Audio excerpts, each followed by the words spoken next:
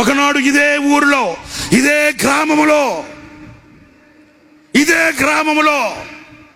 ఇదే ప్రజల మధ్య పిడికెడు గింజల కొరకు, పిడికెడు బియ్యం కొరకు గోని సంచి చేత పట్టుకొని, నేను మరలా రిపీట్ చేస్తున్నాను ఈ మాట, పిడికెడు గింజలు, పిడికెడు బియ్యం కొరకు గోని సంచి చేత పట్టుకొని ఆశతో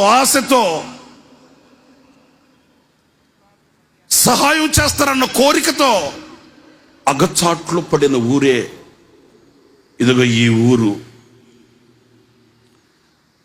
ఆ గోని సంచి చేత పట్టుకుని యవనుడే ఈ ఆశీర్వాదానికి కారకుడు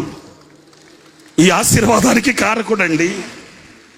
ఇదే గ్రామంలో, ఇదే ఊరిలో, ఇదే ప్రజల మధ్య గుప్పెడు బియ్యం కొరకు సంచి చేత పట్టుకుని ఆ యవనుని దేవుడు దీవించిన దీవెనకు ప్రతిఫలమే ఈ రోజున ఈ సమృద్ధిగా ఈ ఊరిలో, ఇదే ప్రజల మధ్య, ఈ గ్రామంలోనే ఈ విస్తారమైన ఆశీర్వాదం ఆ దేవుడు కలిగించడానికి గల కారణం ఏంటి?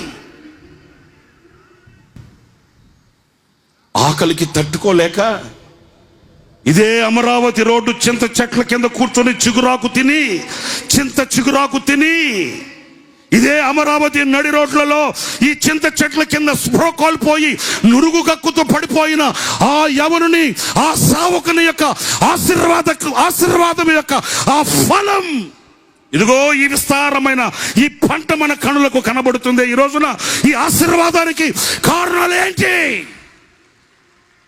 ఆలోచించండి.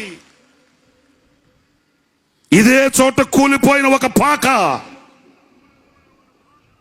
అదే చోటుకి ప్రపంచపు నలుదిశల నుండి ప్రజల రాక,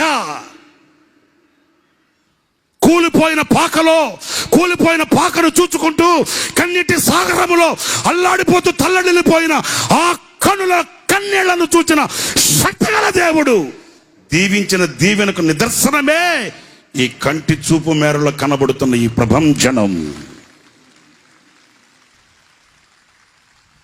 ఇదే చోట కన్నీటి కడలిలో వినబడిన ఆ ఒకని స్వరం, ఇదే చోట కన్నీటి కడలిలో వినబడిన ఒకరి స్వరం ఈనాడు లక్షల మంది స్వరాలుగా మారు మ్రోగుతున్న విశ్వాస వీరుడు సంచరించిన దయాక్షేత్రం. దీనికి కారణం ఆ ఒక్కని నోట పలుకబడిన ఆ శ్రేష్టమైన కీర్తన, ఆ ఒక్కని స్వరం. ఈనాడు లక్షల స్వరాలుగా మార్చబడిన దీవెన దయాక్షేత్రం.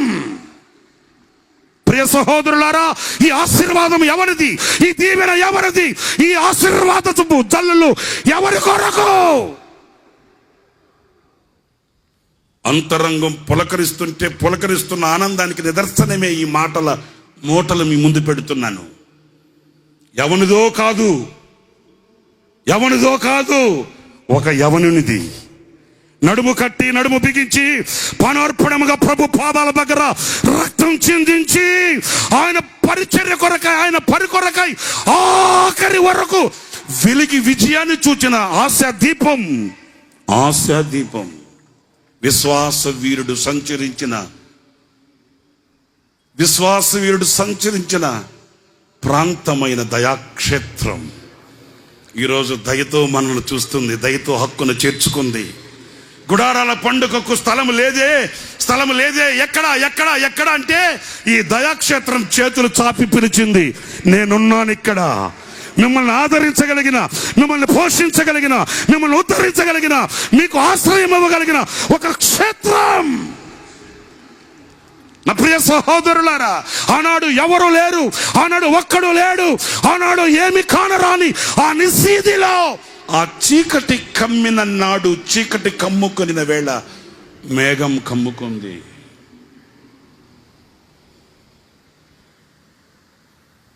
ఆ చీకటిలో ఒక స్వరమే వినబడింది.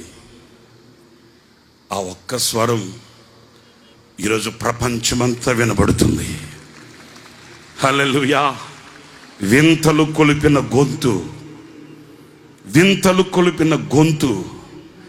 ఎవరిది ఈ గొంతు అని అడగరని నాకు తెలుసు.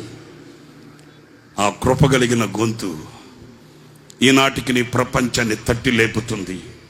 ఇది ఒక ప్రభంజనం. ఇదిగో ఆ చీకటి కమ్మిన నాడు, మబ్బు కమ్మిన నాడు, ప్రియులరా, నిరీక్షణను గుండెల్లో పెట్టుకొని చావైనా రేవైనా ఆనుకుని ఉన్నాను నీ మీదే. బ్రతికితే నీ కొరకు, చావైతే నీ కొరకు అని ఆయన పాదాలు పట్టుకున్న పాదాలని విడవకుండా, అదిగో నేను చెప్తున్నాను కదా, పిలిచిన దేవుడు నమ్మదగినవాడు, పిలిచినవాడు నా ప్రియుడు, పిలిచినవాడు చెయ్యి విడువడు. మీకో మాట చెప్పాలి ఈ సందర్భంలో. ఈ ఊరి పేరేంటి? లే మళ్ళీ అంటే అర్థం ఏంటి? లే మళ్ళా చెప్పండి. లే మళ్ళీ మరలా లగరా బాబు అనే కదా. ఒకసారి లేచింది ఒక ప్రభంజనం, ప్రపంచాన్ని చుట్టొచ్చేసింది ఒక ప్రభంజనం. స్తోత్రం కలుగును గాక. ఇక రెండవసారి లేస్తుంది మరొక ప్రభంజనం. స్తోత్రం కలుగు గాక. ఆయుష్ ఉండాలే గాని, క్షేమం ఉండాలే గాని, భూతల మీద పాదాలు మోపగలగాలి గాని, ఈ ప్రభంజనాన్ని, హోసన్న విజయ పతాకాన్ని ఏ స్థితిలో ప్రభు ఉంచబోతున్నాడో ఆనాడు మనం మాట్లాడుకోవాలి. స్తోత్రం కలుగుగాక. హల్లెలూయా. ఈ రోజున స్థాపించబడినది ఏనాడు కూడా ఒరిగేది కాదు, తరిగేది కాదు, నిలిచిపోయేది కాదు. రాబోయే రోజులలో మన కళ్ళతో మనం చూడబోతున్నాం ఆ శక్తిగల కార్యాన్ని. ఇది నిరీక్షణ, విశ్వాసం, ప్రభుతో జీవించే జీవిత అనుబంధం.